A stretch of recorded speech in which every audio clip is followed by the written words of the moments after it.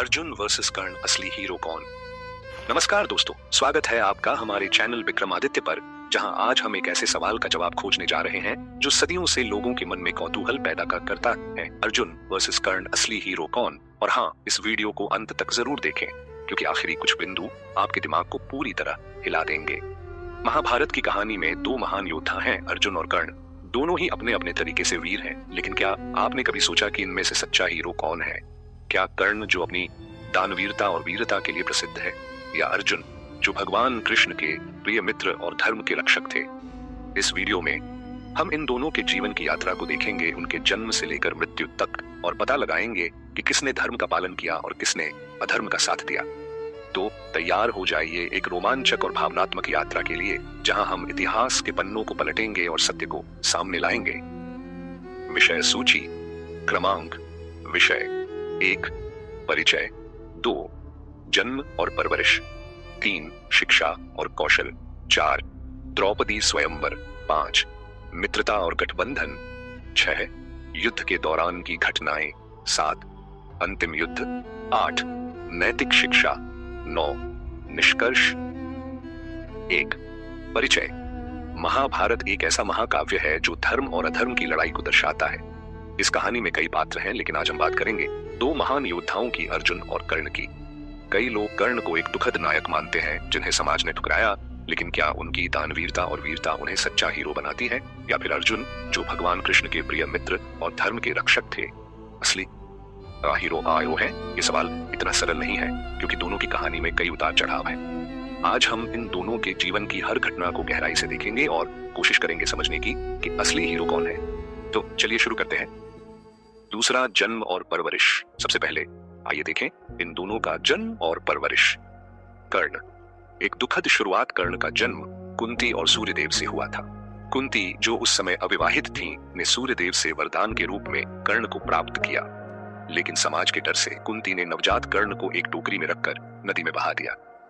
क्या आप उस मां के दिल के दर्द की कल्पना कर सकते हैं जिसे अपने बच्चे को त्यागना पड़ा, और उस बच्चे का दुख जो बिना अपनी असली पहचान जाने बड़ा हुआ। एक सारथी अधिरथ और उनकी पत्नी राधा ने उस टोकरी को पाया और कर्ण को अपने पुत्र के रूप में पाला, लेकिन कर्ण को सुपुत्र कहकर समाज में बार बार अपमानित होना पड़ा।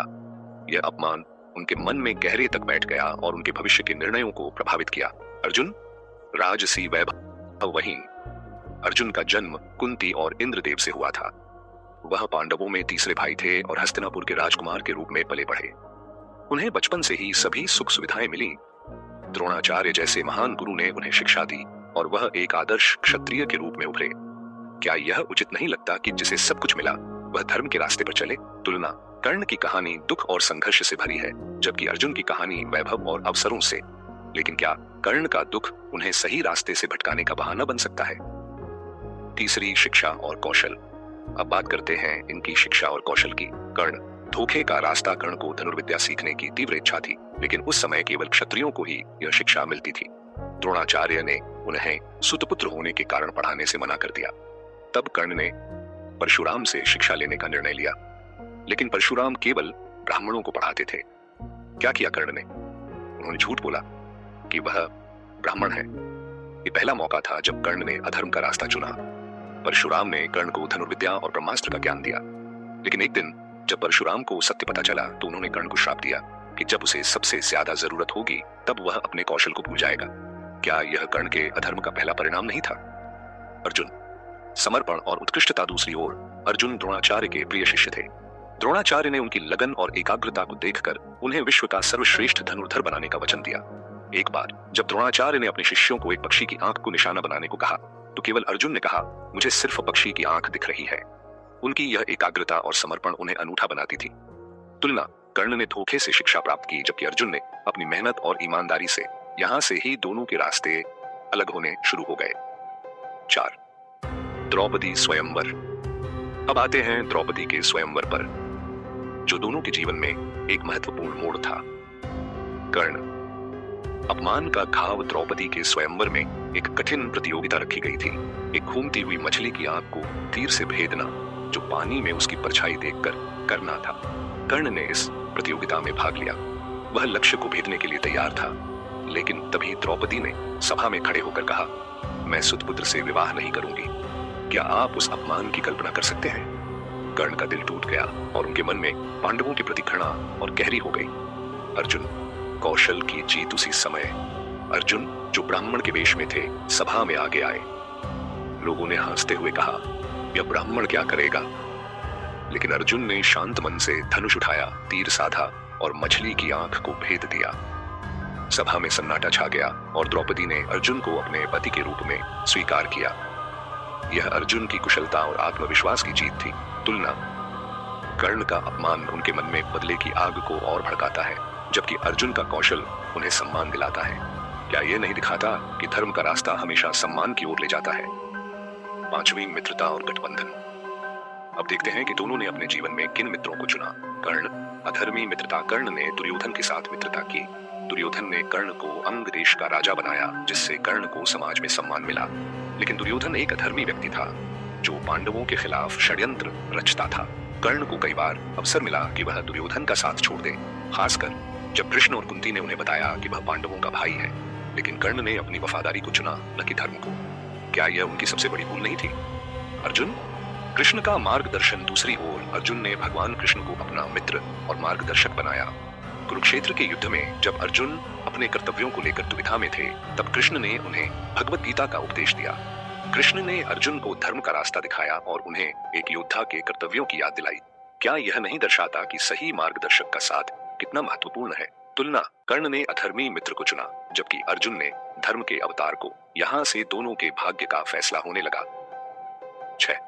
युद्ध के दौरान की घटनाएं। महाभारत युद्ध में कर्ण और अर्जुन के चरित्र पूरी तरह से सामने आते हैं। कर्ण, अधर्म के कार्य। द्रौपदी का चीरहरण। जब द्यूत क्रीड़ा में पांडवों ने सब कुछ हार दिया और द्रौपदी को दांव पर लगाया गया, तो दुर्योधन ने द्रौपदी को सभा में लाने का आदेश दिया।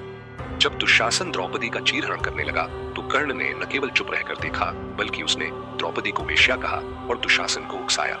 क्या यह एक वीर योद्धा का व्यवहार था? यह कर्ण के चरित्र का सबसे नीच पक्ष था। अभिमन्यु की हत्या। युद्ध के 13वें दिन अभिमन्यु, अर्जुन के पुत्र, को चक्रव्यूह में फंसाया गया। द्रोणाचार्य, कृपाचार्य, अश्वत्थामा, दुर्योधन और कर्ण ने मिलकर उस पर हमला किया। कर्ण ने अभिमन्यु के धनुष को पीछे से तोड़ा, जो युद्ध के नियमों के खिलाफ था। क्या यह अधर्म नहीं था? अर्जुन, धर्म का पालन। अर्जुन ने हमेशा धर्म का पालन किया।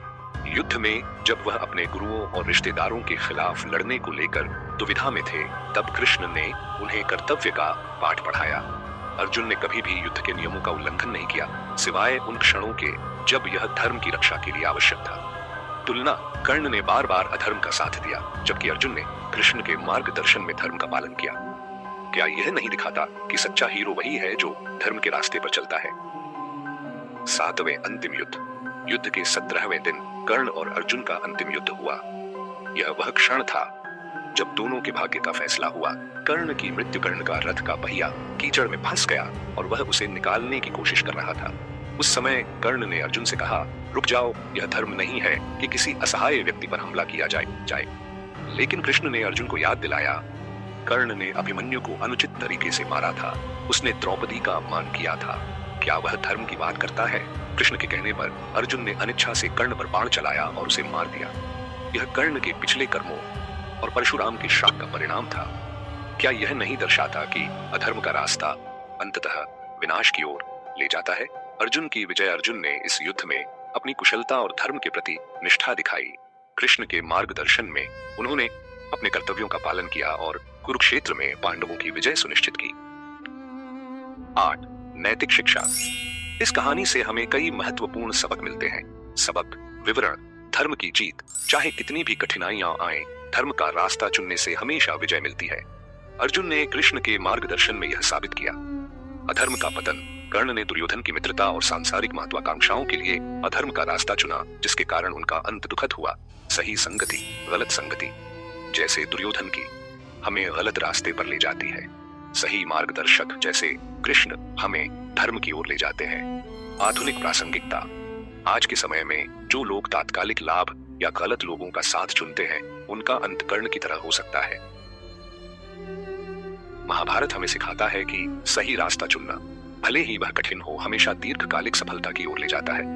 क्या आपने कभी सोचा कि आज के समय में हम कितनी बार गलत रास्ता चुन लेते हैं सिर्फ इसलिए कि वह आसान लगता है? 9वां निष्कर्ष। तो दोस्तों, इस विश्लेषण से स्पष्ट है कि अर्जुन ही असली हीरो है। उनकी कुशलता, धर्म के प्रति समर्पण और भगवान कृष्ण जैसे मार्गदर्शक का साथ उन्हें महाभारत का सच्चा नायक बनाता है। कर्ण की कहानी हालांकि दुखद है, हमें ये सिखाती है कि गलत संगति और अधर्म का साथ देने से बचना चाहिए। कर्ण ने कई अवसर गंवाए जब वह धर्म का रास्ता चुन सकता था, लेकिन उसने अपनी वफादारी और महत्वाकांक्षा को प्राथमिकता दी। आज के समय में ये कहानी हमें याद दिलाती है कि हमें हमेशा सही रास्ता चुनना चाहिए, चाहे वह कितना भी कठिन क्यों न हो, क्योंकि जैसा कि भगवान कृष्ण ने महाभारत के माध्यम से सिखाया, धर्म की हमेशा जीत होती है। धन्यवाद दोस्तों। अगर आपको यह वीडियो पसंद आया तो लाइक, कमेंट और सब्सक्राइब करना न भूलें। अपने विचार कमेंट में जरूर साझा करें। आपको कौन लगता है असली हीरो, अर्जुन या कर्ण? अगले वीडियो तक नमस्ते।